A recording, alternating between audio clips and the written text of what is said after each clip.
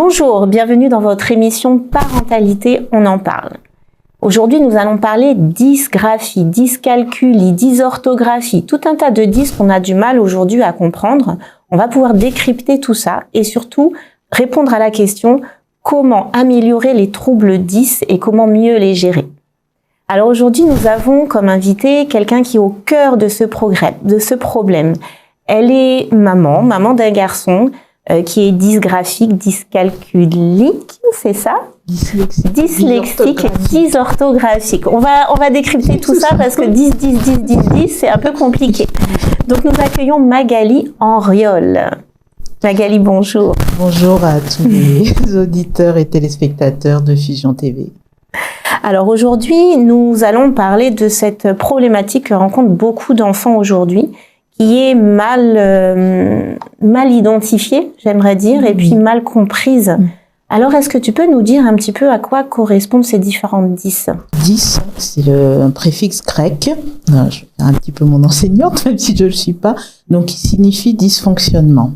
Alors moi, je préfère dire que c'est un fonctionnement différent du cerveau qu'un dysfonctionnement, parce que ce sont des personnes intelligentes, mais qui fonctionnent différemment, je dirais, de la majorité des personnes. Donc, il y en a plusieurs. Donc, la dyslexie, qui est le plus connu avec la dyspraxie. Donc, la dyslexie, ça concerne la lecture. Donc, les personnes ont beaucoup de mal à apprendre à lire et donc à écrire par la suite. Donc, ça a été le cas de mon fils qui a 8 ans, lisait à peine, il déchiffrait les lettres et les syllabes, mais n'avait pas une lecture fluide. Donc souvent la dyslexie entraîne la dysorthographie parce que lorsqu'on n'arrive pas à lire, on n'arrive pas à reconnaître les lettres, les sons et on fait beaucoup de fautes d'orthographe.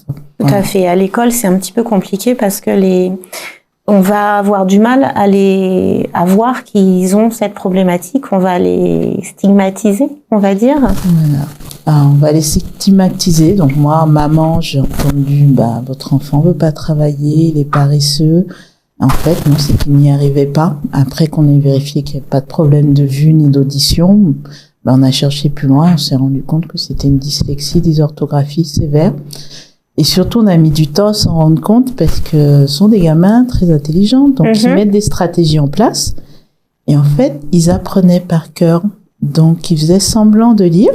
Donc, avec leurs doigts, ils suivent les mots sur le cahier, mais en fait, ils répétaient ce que le camarade d'avant avait dit. Donc, des fois, on a beaucoup de mal à se rendre compte que notre enfant ne sait pas lire. Et les premiers sur la ligne de départ, on va dire, ce sont les enseignants qui doivent être un petit peu plus attentifs justement aux différentes problématiques. Voilà, plus attentifs et aussi plus formés, parce que beaucoup sont volontaires mais ne savent pas comment les identifier. Alors, tu es maman, tu as 2 enfants qui sont 10, un enfant qui est 10.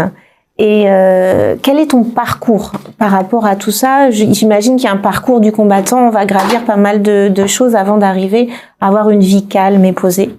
Voilà, donc mon fils aujourd'hui vient de fêter ses 20 ans. Ok. Donc il a été diagnostiqué à 8 ans, mais après, je dirais, 1 an et demi, 2 ans de recherche, de se demander ce qui se passait à l'école. Donc c'est compliqué parce que surtout au niveau de son école, lorsqu'il était au CP, on savait pas ce que c'était les dys. Donc, quand enfin on a compris que c'était, l'école a pu commencer à mettre des choses en place. Donc, il faut déjà que l'école nous aide. Oui. Quand l'école nous aide pas, c'est compliqué. Donc, moi, ma chance, c'est que j'ai une tante qui est enseignante qui a suspecté la dyslexie quand je lui ai parlé des problèmes de mon fils. Donc, c'est elle qui a pu m'orienter vers mon médecin traitant et lui ensuite m'a orienté vers l'orthophoniste. Donc, parcours, plus d'1 an pour avoir un rendez-vous. Quand le bilan est fait, vu que ce sont des gamins qui mettent des stratégies en place, orthophonie m'a dit non, c'est pas... Ça va. Il a juste quelques retards en lecture, mais ça va aller. Mais quand on est maman, on sent les choses. Donc, après, moi, je dirais que c'est vraiment des rencontres qui m'ont aidée. Ensuite, c'est une collègue qui avait elle-même un enfant 10 qui m'a dit le parcours qu'elle avait fait. Donc, je suis allée voir d'autres professionnels de santé. Et c'est quand le neuropédiatre, donc il y a un médecin spécialisé qui a croisé tous les bilans, il m'a dit non, Madame Henriol, c'est une dyslexie sévère, dyslexie, dysorthographie sévère, et en outre, votre fils a un trouble du déficit de l'attention avec hyperactivité. Ok.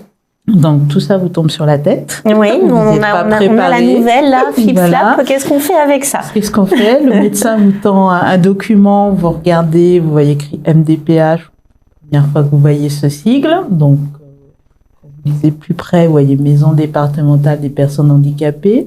Donc, vous vous dites, mais mon fils, il n'est pas handicapé. Tout à fait. Donc le médecin vous explique, en fait, les troubles 10, lorsque c'est sévère et complexe, il vaut mieux faire reconnaître son enfant en situation de handicap pour qu'il ait plusieurs aides. Donc, deuxième parcours de combattant. Et il faut l'accepter. Mon enfant a un handicap, c'est quelque chose de difficile à accepter. Voilà. Même si moi, je connaissais le handicap parce que j'ai déjà été confrontée à des personnes en situation de handicap, mais des handicaps visibles. Donc, quand c'est invisible, c'est plus compliqué à comprendre. Donc, le dossier est resté 4 mois dans le tiroir. Ok. Entre-temps, je l'ai changé d'école, j'ai mis dans une école où là, on était plus au fait de ces troubles. Et là, la directrice m'a expliqué que c'était important de déposer ce dossier. Donc, je l'ai écouté. Et là, un autre parcours de combattant, parce qu'à partir du moment où vous avez déposé le dossier, eh ben, vous attendez. Vous attendez la réponse. Voilà, donc quand vous avez la réponse, après il faut retourner vers l'école, mettre les réunions en place pour que tout soit bien mis en place. Et des fois c'est compliqué parce que les enseignants eux-mêmes, ils sont pas formés, donc des fois ils savent pas mettre les outils en place. Tout à fait. Et puis, on a des classes quand même assez grandes, donc il faut aussi faire du cas par cas. Ça peut être difficile. Très compliqué. Moi, quand mon fils est passé de mémoire, c'était en CM1. Ils étaient 6 enfants 10. Ok. 4 accompagnantes. Donc, dans une classe de plus de 20 enfants. Donc, l'école a dû enlever certains enfants pour alléger la classe et alléger aussi le travail de la maîtresse et mettre d'autres enfants dans une classe à double niveau. Donc, ça a été aussi compliqué parce qu'il fallait aussi parler aux autres parents dont dépassaient les enfants. Donc, heureusement que ça a été très bien compris. Et voilà, puis vous continuez le parcours. Vous voyez votre enfant avancer petit à petit. Puis le ciel vous retombe sur la tête lorsque quelqu'un de l'éducation nationale vous dit « Madame Auriol, votre enfant ne pourra pas suivre au collège, oubliez ça. » D'accord. Ok. Donc on vous oriente, qu'on vous dit. Alors on m'oriente vers un dispositif spécialisé, mais moi j'habite le Nord Caraïbes et le premier établissement est dans le centre. Alors je dis, est-ce que je dois déménager? Est-ce que je dois changer de travail pour récupérer mon fils? Est-ce qu'il doit se lever à 5h du matin pour aller à l'école? Et je dis non, je refuse. Et il ira au collège de notre commune, surtout qu'il est tenait parce que c'est le collège de son grand-père. Et tous ses amis sont là aussi. Et tous ses amis sont là, donc son équipe de foot est pas loin, donc on dit on essaye la 6e et on verra après. Et finalement, il est arrivé en 3e. Génial. Il a passé le brevet, il a obtenu le brevet, comme tous ses autres camarades 10 de la même année, ils ont tous obtenu le brevet avec mention. Très bien, donc, super. Donc sur ça, moi je dis aux parents, battez-vous, parce que nos enfants sont extraordinaires. Exactement. C'est cette phrase-là que tu dis notamment dans ton blog, parce que ça a été une force pour toi de traverser tout ça. Tu as créé du coup un blog où tu expliques ton parcours. Voilà, j'explique mon parcours de maman. À côté de mon fils, je dis, grâce à mon fils, je suis arrivée là. Donc, mon blog s'appelle Madame 10 parce que je parle tellement des 10, je peux passer mon temps à parler des 10.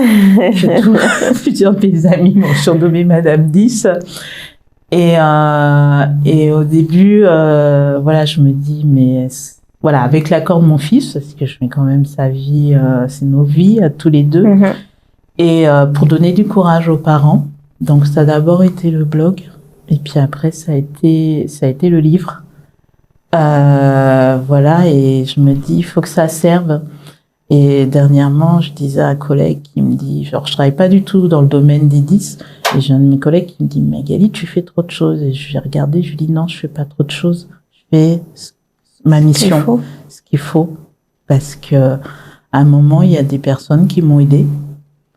Et ben, c'est à mon tour d'aider les autres. Voilà. Et demain, ça sera peut-être mon fils qui aidera les autres, ou ça sera peut-être une maman que j'aurais aidée il y a 5 ans et qui aidera d'autres mamans. Voilà. Donc, oui, tout à fait, parce qu'on se sent quand même beaucoup seul dans ces situations où on doit chercher des solutions, on a des questions à poser, on ne sait pas à qui les poser. Ça t'a amené justement à faire des mémoires, à écrire un livre. On trouve tout ça sur ton blog? On trouve tout ça sur mon blog. Donc, c'est vrai que mon fils, un jour, s'est amusé à compter les livres que j'ai achetés. Il y a une grande bibliothèque. Voilà, donc je pense que je dois avoir une 50aine de livres sur les 10, parce que je n'aime pas lire à l'écran, donc j'achète les livres. Et donc, j'ai lu. À un moment, j'avais besoin de faire une pause au niveau du travail, parce que c'est pas toujours évident. Et donc, j'ai suivi une formation et j'ai proposé de faire mon mémoire en lien avec les 10, qui a été accepté à la fois par mon employeur et par l'école, donc, et par l'université, pardon. Et donc, j'ai fait un premier mémoire sur le parcours, de combattant, parcours de combattant en Martinique. Et c'est vrai que je remercie tous les parents qui, à l'époque, ont répondu à mon questionnaire, et c'est vrai que c'était comment trouver l'information. C'était déjà ça la première difficulté. Après, quand on a trouvé la formation, c'est les délais pour avoir des rendez-vous. C'est très compliqué. Mais dans tous les départements français, parce que c'est vrai que dans mes recherches, j'ai aussi rencontré par téléphone d'autres associations de l'Hexagone, et c'est partout la même problématique. J'ai pu échanger également avec des responsables des structures, avec des médecins de l'Hexagone, même de la Réunion, et c'est vrai que c'est compliqué. Donc moi j'ai pas la solution, mais au moins je peux informer, c'est déjà la première chose que je fais. Je peux témoigner de ce que j'ai vécu, c'est toujours dire aux parents, aux jeunes, aux adultes, vous pouvez réussir. Même aux adultes, les adultes, après, quand ils ont compris vraiment comment fonctionne leur trouble 10, ont repris des études, ont eu des diplômes et ont pu avoir une promotion. Donc, c'est important aussi de se dire, rien n'est terminé. Voilà. Tout à fait. On peut surpasser cette problématique et arriver à quelque chose. Oui. C'est vrai que la société nous donne souvent des miroirs pas très sympas. Quand on diagnostique, c'est dans le cadre des handicaps. Mon fils n'est pas handicapé, je vois pas pourquoi je le ferais suivre. Moi, j'étais comme ça avant, j'ai bien fonctionné jusqu'à maintenant, je vois pas pourquoi je vais faire autre chose. Donc il y a quand même une cassure entre les besoins de l'enfant et ce que la société veut bien nous montrer. Oui, voilà. Donc c'est important de dire que moi je dis pas que c'est un handicap. La personne est parfois en situation de handicap. Une personne qui va se casser la jambe, si elle habite au 4e étage sans ascenseur, pendant qu'elle a la jambe dans le plâtre, elle est en situation de handicap pour rentrer chez elle. Voilà, donc la personne 10, c'est pareil, un dyslexique, tant qu'il n'a pas à lire, qu'il n'a pas à écrire, il n'est pas en situation de handicap. Donc c'est quand il se trouve confronté à des exercices de lecture, à devoir remplir des formulaires, que là il se retrouve en situation de handicap. Donc il faut pas oublier que chacun d'entre nous peut à un moment donné se retrouver en situation de handicap, peut-être 10 minutes, peut-être 10 heures, peut-être 10 ans. Donc il faut que nous on s'entraide et ne pas oublier aussi que la société évolue. Donc ce qu'une personne dyslexique a pu faire il y a 20 ans, il y a 10 ans, aujourd'hui c'est pas la même chose. Comme je dis, aujourd'hui, les personnes qui savent pas utiliser les nouvelles technologies se retrouvent parfois en situation de handicap. Tout à fait. Quand toutes les administrations veulent que vous remplissiez les dossiers par Internet. Moi, je vois avec des applications, des codes, tout un tas de choses. Voilà, c'est compliqué. Voilà, les personnes âgées, moi, je suis obligée de me déplacer pour aider ma mère à remplir ces documents parce qu'elle ne peut pas. C'est compliqué. Et elle n'est pas handicapée, mais là, elle se retrouve en situation de handicap face à un ordinateur. Tout à fait. C'est quelque chose qu'il faut bien comprendre. Ouais. On parle de dyslexie. Quels sont les symptômes de la dyslexie? Alors, la première chose qui mettent la puce à l'oreille, c'est qu'ils ont du mal à lire. C'est qu'ils font des confusions. Donc, pour mon fils, par exemple, c'était le on et le ou. Ça peut être aussi, dès qu'il y a R comme cre, tre, ben, le R est mal placé, donc ils vont, soit lui dire tre, ils vont dire terre. Donc, c'est déjà les premiers signes. Voilà, ou quelqu'un qui veut pas lire, qui fait tout pour éviter de lire, ça peut être aussi un Tout à fait, indice. mais dans la compréhension, c'est difficile. Du coup, à quoi bon lire si je comprends rien de ce que j'essaie de déchiffrer, en fait. Voilà. Après, il y a des dyslexiques qui arrivent à déchiffrer et à lire, mais ils ne comprennent pas ce qu'ils lisent. Donc, il faut toujours s'assurer que la personne a bien compris ce qu'elle a lu. Donc, lui poser des questions ouvertes, donc pas lui demander si elle a compris, parce qu'elle vous répondra toujours oui. Oui, bah, bien sûr. Lui demander d'expliquer ce qu'elle a lu et voir si elle a bien compris. Mais voilà, mais tout de suite, aller au moins en parler au médecin scolaire ou à son médecin généraliste ou au pédiatre, parce que voilà, des fois c'est pas, moi j'ai déjà eu un parent qui m'a appelé et après qui m'a rappelé en me disant non, il n'est pas dyslexique, il avait besoin de lunettes. D'accord. Donc, tout simplement. Voilà, tout simplement. donc c'est important tout de suite d'aller voir le médecin pour s'assurer de ce qui se passe. Et là, c'était un problème de vue. Voilà. Donc, toujours être attentif aux apprentissages. Est-ce qu'il y a des difficultés? Quelquefois, on n'a pas de retour de ce qui se passe à l'école, ou quelquefois notre enfant ne nous dit rien. Comment faire pour être plus vigilant, en fait, sur ça? Ben moi je dis faut toujours aller voir les enseignants. Donc moi j'ai été représentante de parents d'élèves pendant toute la scolarité de mon fils. Et c'est vrai, malheureusement, beaucoup de parents, on les voyait pas. Et il faut pas hésiter, l'école est là aussi pour vous aider. Et si elle ne connaît pas vos difficultés, elle peut pas aider votre enfant. Si vous-même vous êtes un parent en situation de dyslexie ou même d'illettrisme, il faut oser le dire à l'enseignant parce que l'enseignant pourra vous mettre 10 000 mots dans le carnet, mais si vous pouvez pas vous-même le lire, tout à fait, vous n'allez pas aller voir l'enseignant. Ça devient compliqué. Donc, et puis si vous savez pas comment aller voir l'enseignant, il faut pas hésiter à se rapprocher des associations de parents d'élèves qui sont là pour aider. Donc c'est le premier contact, puisque c'est eux qui suivent toute la journée votre enfant dans les apprentissages. Tout à fait, il faut pas oublier que les enfants passent beaucoup plus de temps à l'école qu'avec nous à la maison. Voilà, à la maison on rentre, on est fatigué. Donc, on essaie de faire les devoirs. Mais des fois, quand les enfants sont malades, ils ont photographié dans leur tête le cahier et récitent au lieu de lire. Tout à fait.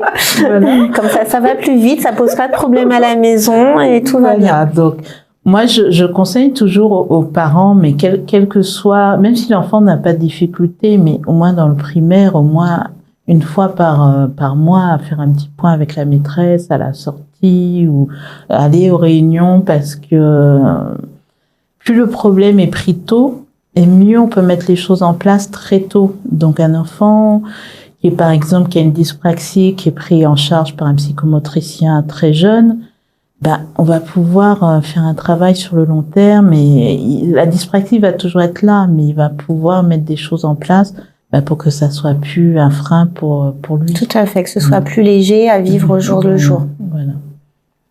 Et pour la dyslexie, qu'est-ce qu'on peut mettre en place au niveau de l'école pour que ça aille mieux? Alors, en général, ce qui est préconisé, c'est de les interroger au maximum à l'oral. Oui. Donc, leur éviter l'écrit. Par exemple, pour la dictée, leur donner des dictées à trous. Voilà. Ok. Donc, ils puissent pareil pour les dysorthographiques, je suppose. Voilà, mais même pour les autres élèves 10, parce que comme ils se fatiguent très vite, je dirais même pour tous, mettre des dictées à trous au moins au début. Ce qui est mis aussi, faire attention aux polices qu'on utilise. Donc, ceux qui ont l'habitude de voir mon blog, d'abord j'écris souvent en police comics ou Calibri ou Arial, parce que ce sont des polices beaucoup plus faciles à lire pour les dyslexiques, parce qu'elles n'ont pas ce qu'on appelle des empattements ou des petits trucs qui dépassent des lettres. Ok, c'est une écriture vraiment très précise. Voilà, il y a des polices qui sont préconisées. Et donc voilà, et surtout d'écrire assez gros, pas donner un texte écrit en taille 10 avec un interligne 1 parce que c'est illisible. Donc des interlignes 1,5 et 2, on sait que ça fait plus de papier, mais L'important, c'est que l'enfant arrive à lire et à apprendre. Donc, puis surtout, comme je dis aux enseignants, ne faites pas 2 jeux de copies. Faites un seul jeu et donnez à toute la classe, parce que dans la classe, vous avez peut-être des 10 qui n'ont pas encore été diagnostiqués. Vous avez peut-être des élèves qui ont d'autres difficultés. Donc, ce qui est mis en place pour un élève 10 sert à l'ensemble de la classe. Et ça, c'est important de le répéter. Tout à fait. C'est pas forcément une charge en plus, c'est une autre manière de travailler. Voilà. Et quand on l'a mis en place une fois, surtout qu'il y a des logiciels qui aident, par exemple, à mettre en couleur un mot sur 2 ou une ligne sur 2. Donc, il existe beaucoup d'outils, et certains sont gratuits, pour aider les enseignants à mettre des choses en place. Quel outil, par exemple? Tu parles d'outils gratuits. Est-ce que tu peux nous en donner un? Alors, je suis pas la spécialiste des outils numériques, mais je sais me rappeler ce qu'utilisait mon fils. Ah là là, tu me poses c'est loin. Oui, c'est loin. Je te promets de faire une interview de quelqu'un qui s'y connaît, de le mettre sur mon blog. D'accord, super. Donc, on suit ton blog attentivement. Voilà. Il y a pas mal, effectivement, sur ton blog, il y a pas mal de petites astuces, notamment pour se sentir mieux, au niveau du moral aussi, parce que ça touche beaucoup. On a des troubles associés avec les troubles 10. Voilà, donc comme je disais, moi je me suis rendu compte que beaucoup d'enfants 10 sont également TDAH, du déficit de l'attention avec hyperactivité, donc se déconcentrent très vite, sont impulsifs. Pour certains, bougent beaucoup. D'autres ne bougent pas beaucoup, mais dans leur cerveau, ça va à 1000 à l'heure. Donc, passe d'une idée à une autre, d'un sujet à un autre. Voilà, donc c'est pas toujours évident. Mais il faut être patient. Moi, j'avoue que j'étais pas une personne patiente. Tu as dû apprendre à l'être. Tu es hyperactive en plus. Et je me suis rendu compte, en fait, puisqu'à un moment, je voulais faire un mémoire sur le TDA, quand je faisais ma formation de coach, comment accompagner les personnes TDA. Et en lisant un livre, je me suis reconnue. Et je me suis dit, oh, c'est bien moi, ça. Donc voilà, comme je dis, c'est souvent grâce à son enfant qu'on perçoit des choses. Donc moi, ça se voyait peut-être moins parce que j'avais pas d'autres troubles. Donc mes parents ont su me gérer. J'étais pas une enfant qui bougeait beaucoup, mais c'est vrai que je passe souvent d'une activité à une autre. Voilà.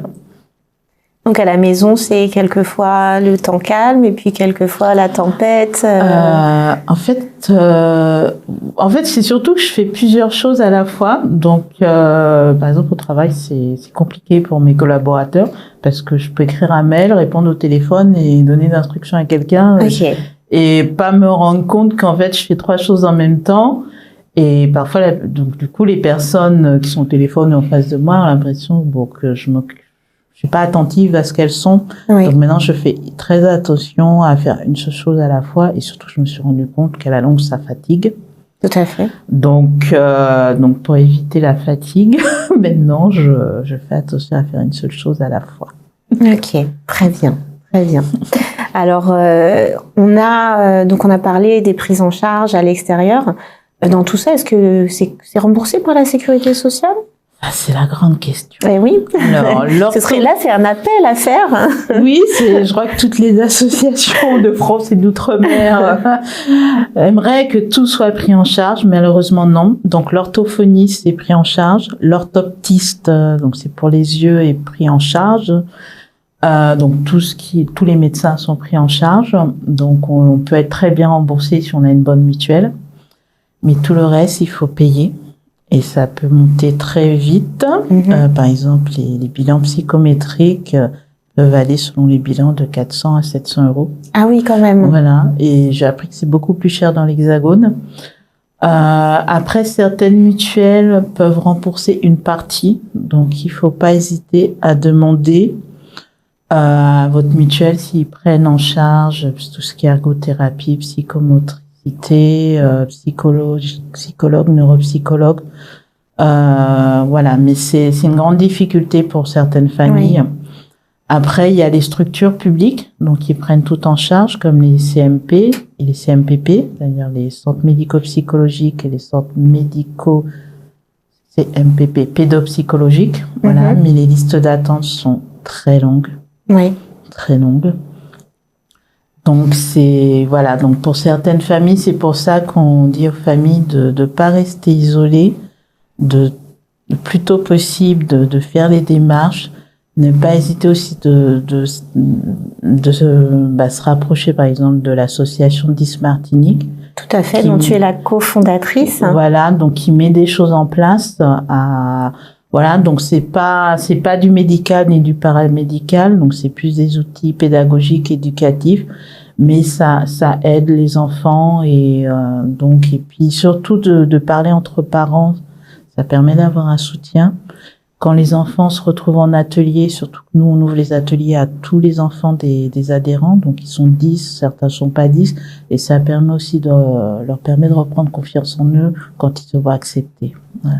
Ça, tout à fait, parce que c'est pas évident. On a des enfants qui sont confrontés aux autres enfants qui sont dits normaux. Je dis bien dits normaux, puisque un enfant dit c'est un enfant normal. Simplement, il y a une manière de fonctionner différente. Mais quand on est petit, quand on est jeune, c'est compliqué de pas être comme les autres. Voilà, parce qu'on veut toujours être comme le copain, comme la copine et être accepté. Donc c'est important aussi. Donc souvent je dis aux enseignants, pensez aussi à faire des actions autour de la différence, oui, pour que chacun puisse accepter l'autre, parce que c'est important voilà, on a encore trop d'enfants 10 qui sont déscolarisés parce qu'ils ont peur de retourner à l'école. Oui. Et ça c'est pas normal. Non. Hésiter à en parler quand l'enfant est en souffrance et qu'il y a quelque chose qui se passe mal au sein de la classe. Voilà. C'est la méconnaissance en fait de ça qui fait que certains enfants vont les traiter d'idiots, de paresseux, de plein d'autres choses encore, et en fait ça va tuer la confiance en soi, ça va tuer pas mal de choses chez l'enfant. Voilà, et surtout aussi faire, je dirais peut-être le mot un peu fort, mais l'éducation des enseignants, de tout le personnel de l'école. Oui. Parce que des fois, ce genre de remarques vient des adultes qui sont au sein de l'école. Donc il faut aussi que les adultes se rendent compte de l'impact de leurs mots. Tout à fait, voilà. Tout à fait. Donc, et les enfants sont des éponges, donc pour eux, vous êtes des modèles, et ils vont répéter. Si vous avez dit à un enfant que c'est un paresseux, après, l'autre. Il a une étiquette. Il a une étiquette. Et si c'est un adulte qui l'a dit, c'est la vérité, donc compliqué. Donc, toujours faire attention aux mots qu'on emploie. Donc, il serait bien que l'association 10 Martinique passe peut-être dans les écoles, passe peut-être. Alors, il y a pas mal d'événements qui sont créés quand même autour de ça pour permettre d'informer. Voilà. Est-ce que tu formes des gens? Est-ce que tu coaches des gens par rapport à ça? Alors, en tant qu'association, nous faisons des sessions de formation. Donc, il faut savoir que l'association, nous sommes tous bénévoles. Donc, c'est vraiment quand nous sommes disponibles. Donc, pas toujours évident parce que nous travaillons. Une grande partie ont des enfants 10, d'autres non. Donc, mais nous essayons de répondre au mieux à toutes les sollicitations. Voilà. Moi, à titre personnel, je suis coach depuis 2022. J'ai décidé surtout d'accompagner les jeunes 10 de 18 à 30 ans pour les aider à retrouver confiance en eux. Et également les mères d'enfants 10 parce que j'ai envie que comme moi, elles arrêtent de pleurer comme ça a été. Tout à fait. Ça a été à une époque et elles arrivent à être épanouies, à être équilibrées, à mener d'autres projets pour elles parce que souvent en tant que maman, on s'oublie, que notre enfant soit 10 ou pas, on s'oublie souvent. Ça prend du temps. Voilà, donc pensez un peu à nous et voilà, donc ce que je propose à travers ce coaching. Super, super. Alors, j'ai noté sur ton blog quelque chose d'intéressant au niveau des astuces. On a l'astuce parent. Alors, on va décrypter chaque lettre. Le P comme perfection. Voilà. Alors, moi, il faut savoir que j'étais quelqu'un, mais bon, je pense, moi, il fallait toujours que tout soit parfait, à la virgule près. Donc, voilà. Donc, c'était pas parfait. Et du coup, ça m'épuisait plus qu'autre chose. Et j'ai compris, d'ailleurs, en me faisant coacher moi-même, que ça servait à rien de viser la perfection, ça n'existait pas. Être une maman parfaite, ça n'existe pas. Voilà. Exactement. Et qu'il faut toujours faire de son mieux. Donc c'est pour ça que j'ai voulu commencer P comme perfection pour dire oublions la perfection, faisons de notre mieux. Faisons ce qu'on peut, exactement. A comme amour. Oui, moi je suis une grande amoureuse de l'amour. Je me dis, sans amour, on n'avance pas dans la société. Il y a encore trop de violence dans notre société. Et quand je dis l'amour, c'est vraiment au sens large, donc aimer ses enfants, mais aimer les personnes, c'est-à-dire ne pas avoir d'a priori sur les gens qu'on rencontre. D'abord commencer à les aimer et après voir qui elles sont vraiment et voir si on leur garde notre amour ou notre amitié ou juste un petit peu d'attention. Génial. Et puis surtout, on n'oublie pas qu'un enfant se construit avec l'amour. Donc sans amour, c'est un petit peu compliqué pour lui de grandir sereinement. Voilà. On a le R comme respire. Oui. Voilà, j'ai voulu donner une petite astuce. Quand tout nous tombe sur la tête, comment tu fais, Magali? Magali, elle se pose. Et pendant 5 minutes, elle respire. Donc voilà, on inspire, on expire par le nez. Ça permet de se détendre. Ça permet de faire un peu le vide dans sa tête. Donc même si c'est compliqué pour les personnes hyperactives comme moi, parce qu'il y a toujours des choses dans le cerveau, je ne mets jamais sur pause. Mais il faut s'arrêter. Moi, je crois que j'ai appris à m'arrêter. C'est pas toujours évident. Mais chaque matin, je fais 5 minutes de cohérence cardiaque. Je ne pars pas de chez moi si j'ai pas fait mes 5 minutes. Ma pause déjeuner, je refais. Oui. Et le soir avant de me coucher. C'est juste 5 minutes. Et on peut trouver 5 minutes dans une journée. Peut-être pas 15 minutes, mais 5 minutes, on peut toujours. Au lieu de regarder le feuilleton du soir, on fait 5 minutes. Exactement. Voilà. Ça, c'est très important. Ça alimente le cerveau, ça permet de déstresser, de se sentir bien dans son corps. Oui. Parce qu'on ne peut pas s'occuper des autres quand on n'est pas bien soi-même. Ça, c'est clair. Génial. Alors, on continue avec le E comme écoute. Voilà. Alors, moi, je suis une grande bavarde, tu as dû le remarquer. Donc, j'apprends à écouter. Voilà. Et c'est important d'écouter son enfant. Quand, par exemple, essayer de décrypter quand il va pas bien et surtout l'écouter quand il parle pas.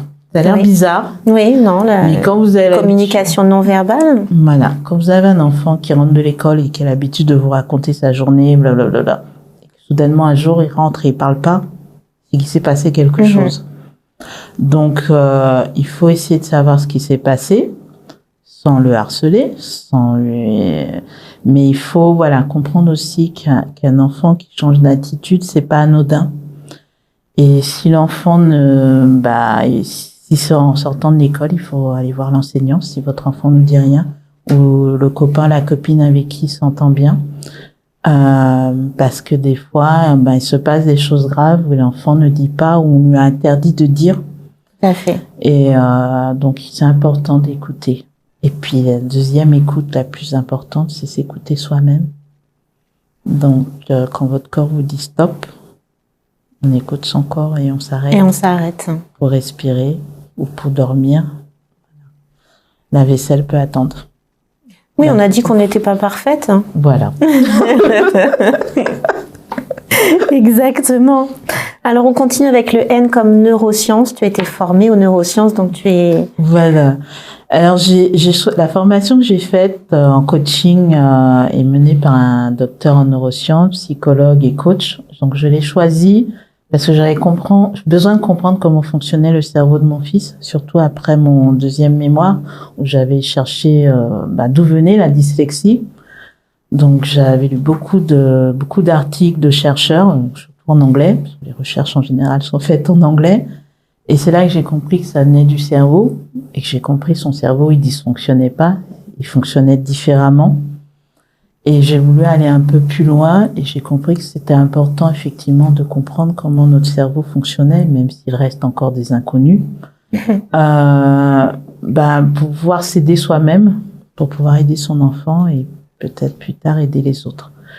Donc c'est pour ça que je dis aux parents, il faut toujours interroger les professionnels de santé qui suivent votre enfant pour qu'ils vous expliquent le trouble de votre enfant, ce qu'il faut faire ou éviter de faire, parce que vous n'êtes pas orthophoniste, donc vous ne ferez pas comme l'orthophoniste, mais au moins vous savoir ce qu'il ne faut pas faire. Et c'est pour ça que je dis, il faut au moins comprendre le trouble 10 de votre enfant, c'est un minimum, savoir ce qu'il a et comment ça se manifeste et comment vous pouvez l'aider. voilà, on va pas devenir des psychologues ou des orthophonistes. Moi, c'est pas mon but. Mais maintenant, je comprends un peu mieux comment fonctionne mon fils et je sais ce qu'il faut que j'évite de faire. Tout à fait. Et puis du coup, ça permet de comprendre que certains exercices simples, comme la respiration dont tu as parlé, comme certains mouvements du corps, vont permettre d'apaiser et d'améliorer aussi les troubles associés aux troubles 10. C'est bien cela. Alors, on termine par le T comme tendre câlin. Oui, voilà. Voilà, donc on revient à la fois sur les neurosciences et l'amour. Voilà, moi j'ai appris que les câlins, faire des câlins à quelqu'un, ça permettait de produire un neurotransmetteur qui s'appelait l'ocytocine et qui permet d'apaiser, de réguler le stress. Donc n'hésitez pas à faire des bisous à vos enfants, à faire des câlins, à les prendre dans vos bras, à vos enfants, à vos conjoints. Voilà, ça peut faire du bien, ces petits moments-là. Tu as fait la câlinothérapie. Oui, je croyais que je l'avais inventé, mais en fait ça existe vraiment. Ça existe bien, oui. Voilà, voilà, oui, il y a même des fait. formations. Donc voilà, parce que peut-être votre enfant, il n'aura pas envie de vous parler, il aura juste besoin d'un câlin pour le rassurer, savoir que vous êtes là. Et puis même à vous, ça vous fera du bien en tant que maman, en tant que papa. Exactement. Câlinez-vous. Ça, c'est le mot important. Est-ce que tu as quelque chose d'autre à ajouter, une astuce à nous donner justement pour parvenir à avoir une vie familiale équilibrée? Parce que c'est pas forcément facile au jour le jour de gérer, surtout si on a peut-être plusieurs enfants 10. Comment est-ce qu'on peut faire à la maison pour que ça se passe bien? Déjà, pas hésiter à en parler à la maison. Voilà, de parler avec l'ensemble de la famille, pas juste avec son enfant 10, mais toute la fratrie et le compagnon ou la compagne. Et essayer de mettre ensemble des choses en place. Ou même juste, à un moment, se faire un petit moment détente. Aujourd'hui, toute la famille, elle part pique-niquer à la forêt ou on éteint les écrans aujourd'hui et on prépare ensemble un pique-nique. Ça permet à la fois de compter, de faire lire aux enfants ce qu'il y a sur les flacons. Tout à fait, de façon plus ludique à l'école. Voilà, donc ludique, façon ludique, les enfants vont apprendre des choses. Et puis on fait quelque chose en famille parce que on oublie de faire des choses en famille. Et souvent chacun derrière son écran et c'est pas bon. Tout à fait. Après, on peut faire quelque chose en famille devant l'écran. On peut se dire qu'on regarde un film, un dessin animé. Mais après le film ou le dessin animé, on discute du film ou du dessin animé ensemble. Voilà. Oui, ça c'est très important. Voilà, je dirais, des moments ensemble, choisis ensemble et vécus ensemble. Super, super. Écoute, merci d'avoir participé à cette émission. N'hésitez pas à aller regarder sur le blog, à aller regarder sur le site de Martinique, 10 Martinique. Vous avez pas mal d'informations à venir lire, à venir enregistrer. Et puis n'hésitez pas à vous faire accompagner, à parler de vos problèmes, parler de ce qui vous gêne. Le monde enseignant est là pour vous aider. Et il y a énormément d'aide à l'extérieur aussi que vous pouvez avoir. Donc, on n'est pas seul. Il y a pas mal d'enfants dans le cas, pas mal d'adultes aussi qui sont dans le cas. Donc, parlez-en autour de vous et décryptez tout ça si ça paraît difficile. Merci Elisabeth.